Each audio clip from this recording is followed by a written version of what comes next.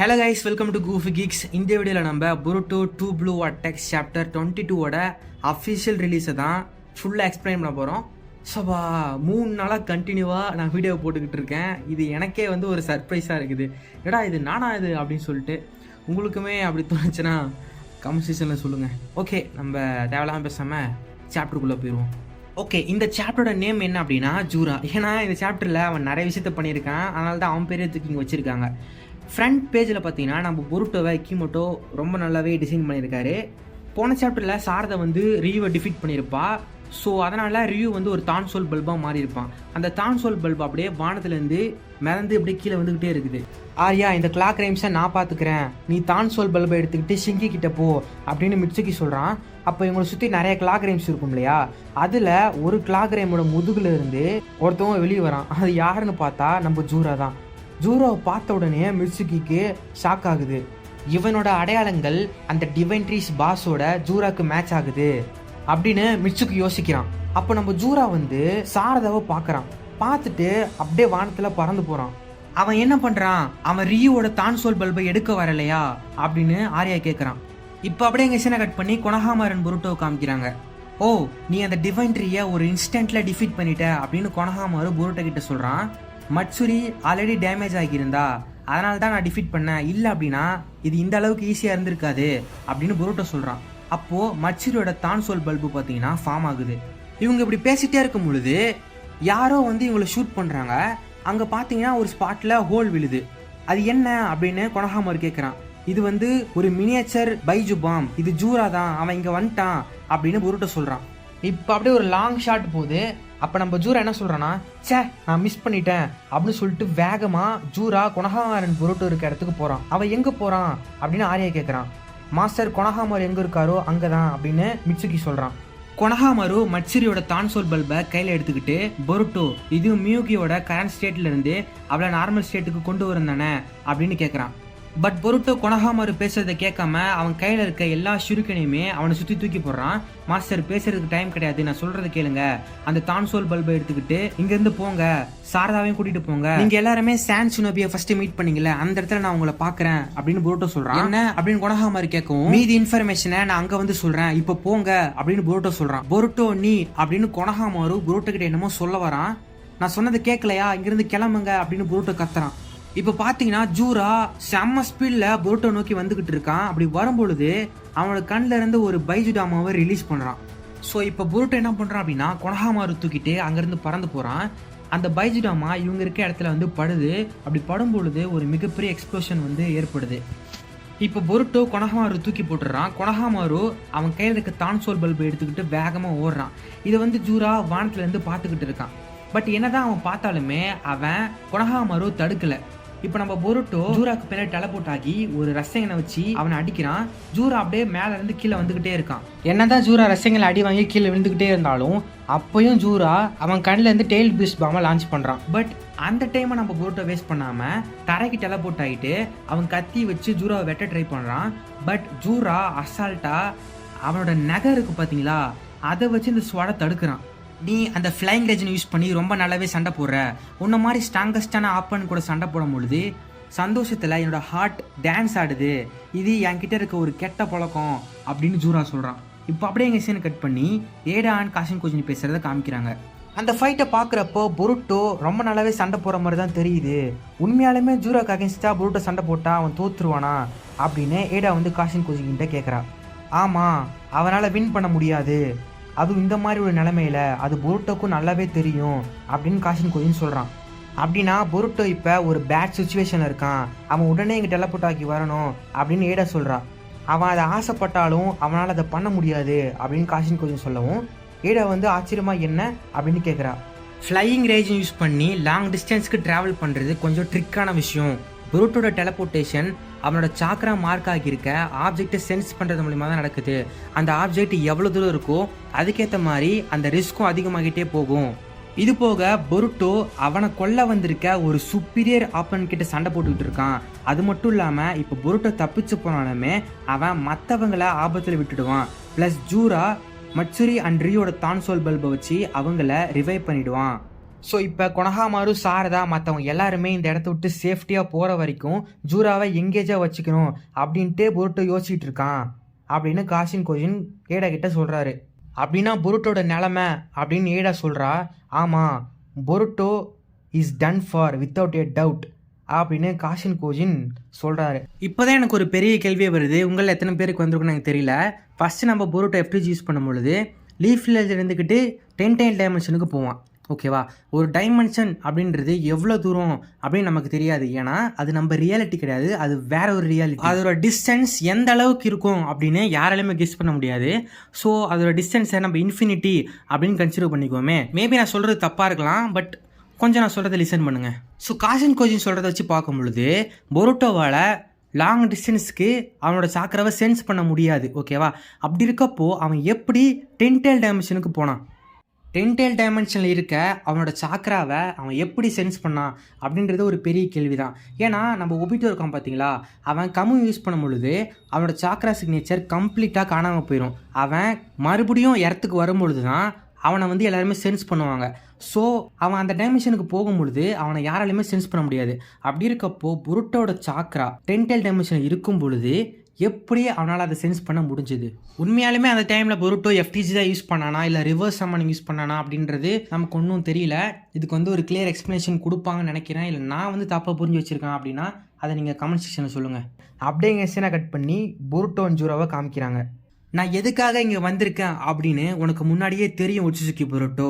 நான் இங்கே உன்னை கொல்ல வந்திருக்கேன். ஏன்னா தான்சோல் பல்பை பற்றியும் டிவைன் ட்ரீஸான எங்களை பற்றியும் உனக்கு எப்படியோ நிறைய விஷயங்கள் தெரிஞ்சிருக்கு. நாங்களே இப்போ தான் பிறந்திருக்கோம். அப்படி இருக்கப்போ எங்களை பற்றி உனக்கு எப்படி இவ்வளோ நாலேஜ் இருக்குது? அதுதான் எனக்கு ஒரு பெரிய கேள்வியாக இருக்குது. உனக்கு யார் ஹெல்ப் பண்ணுறாங்களோ அவங்க தான் உன்னோட சோர்ஸ் ஆஃப் இன்ஃபர்மேஷனா? நீ ஆன்சர் பண்ண விருப்பப்படலையோ? அப்படின்னா சரி அப்படின்னு ஜூரா பேசிகிட்டு இருக்கான். அப்போ பொருட்டோ என்ன யோசிக்கிறானா, ரசகன் வச்சு அடித்ததுனால அவனுக்கு கன்ஃபார்மாக டேமேஜ் விழுந்திருக்கும். ஆனால் அவனை பார்க்குறப்ப அப்படி தெரியலை. ஸோ உசிகோ வச்சு மட்டும்தான் அவனை டிஃபீட் பண்ண முடியும் அப்படின்னு பொருட்டோ திங்க் பண்ணிக்கிட்டு இருக்கான். ஓகே ஒச்சுசுக்கி பொருட்டோ, இப்போ நான் கேட்க போகிற கேள்வி ஒரு க்யூரியாசிட்டியில் கேட்குறேன். காதல்னா என்ன? என்னோட கரண்ட் ஒப்பீனியன் என்னன்னா, மனிதர்களோட ஒரு மிகப்பெரிய வீக்னஸ் இது. இந்த குறைபாடு ரொம்ப இன்டெலிஜென்ட்டாக இருக்கிறதோட ஒரு சைடு எஃபெக்ட். உன்னே ஒரு எக்ஸாம்பிள் எடுத்துக்கோயேன். எனக்கு அகைன்ஸ்டாக சண்டை போட்டு உன்னால் ஜெயிக்கவே முடியாதுன்னு உனக்கு தெரியும். பட் அப்படி இருந்தாலும் உன்னோட ஃப்ரெண்ட்ஸை காப்பாற்றுறதுக்காக நீங்கள் வந்திருக்க. இன்னும் கொஞ்சம் வேற மாதிரி சொல்லணும் அப்படின்னா, இந்த காதல் உன்னோட சாவுக்கு உன்னை கூட்டிகிட்டு வந்திருக்கு அப்படின்னு ஜூரா சொல்லிட்டு அவனோட உட்ஸ்டைல பொருட்டோவை சுற்றி அனுப்புகிறான். பொருட்டோவுமே ஜம்ப் பண்ணுறான், வெட்டுறான், இந்த மாதிரி தப்பிச்சு போய்கிட்டே இருக்கான். டேமிட், என்னோட காலை தரையில் வைக்காம என்னால் உசிகோவை சார்ஜ் பண்ண முடியாது அப்படின்னு பொருட்டோ யோசிச்சுட்டு இருக்கும் பொழுது ஜூரோட உட்ஸ்டைல் வந்து பொருட்டோவை அடிச்சிருது. பொருட்டோட ஸ்வாட் வந்து அவனை விட்டு பிரிஞ்சு போய் கீழே விழுந்துருது. ஆக்சுவலி இந்த சென்டென்ஸை நல்லா பாருங்களேன். Dammit, without planting my feet on solid ground I cannot use Ushiko in that case.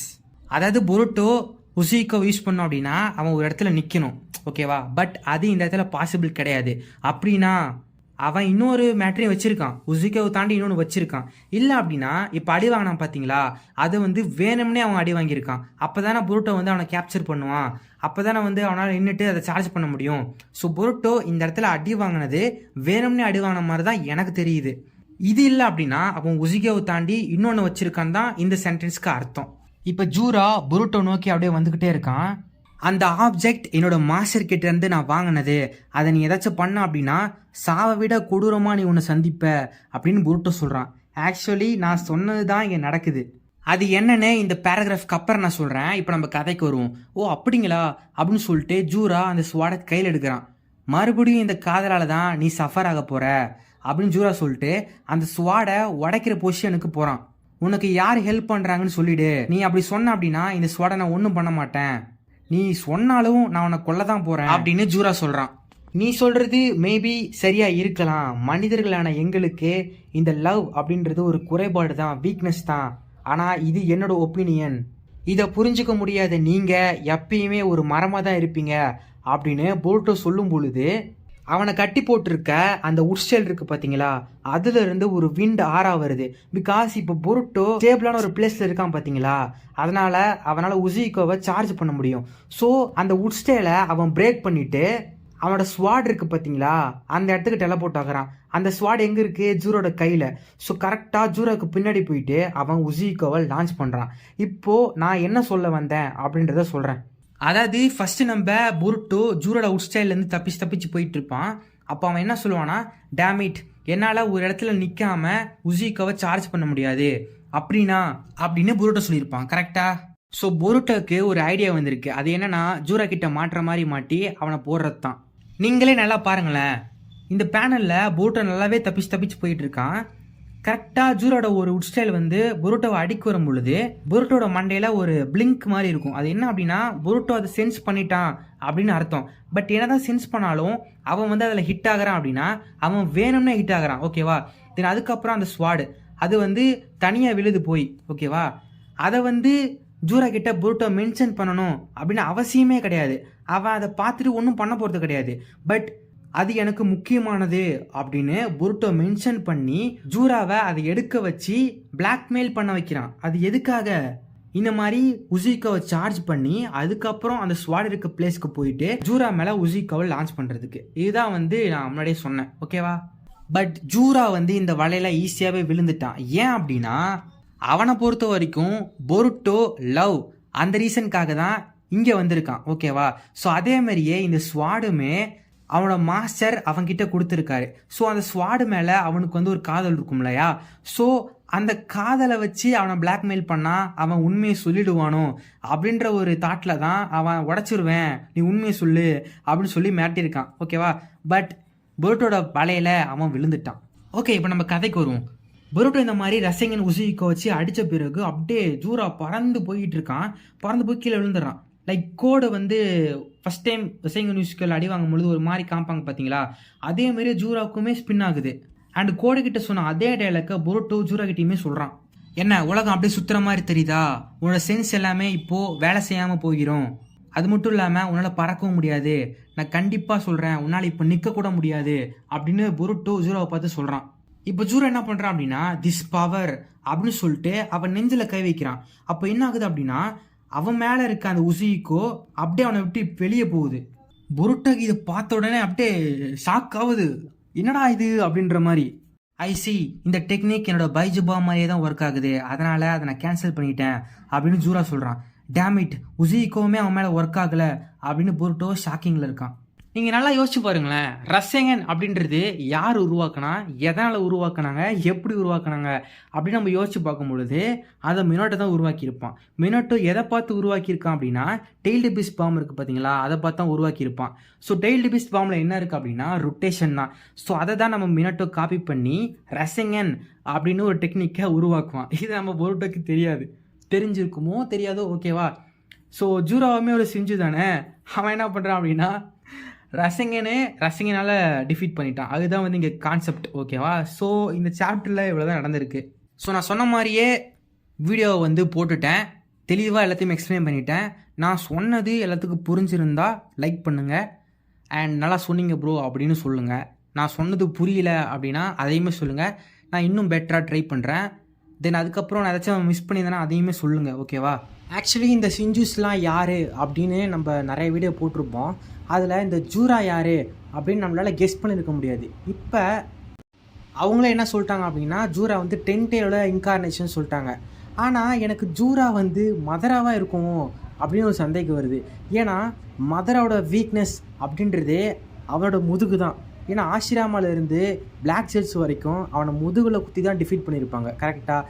So இங்கேயுமே ஜூராவை கிட்டத்தட்ட பொருட்டோ 3 டைம் முதுகில் அடிச்சிட்டான்.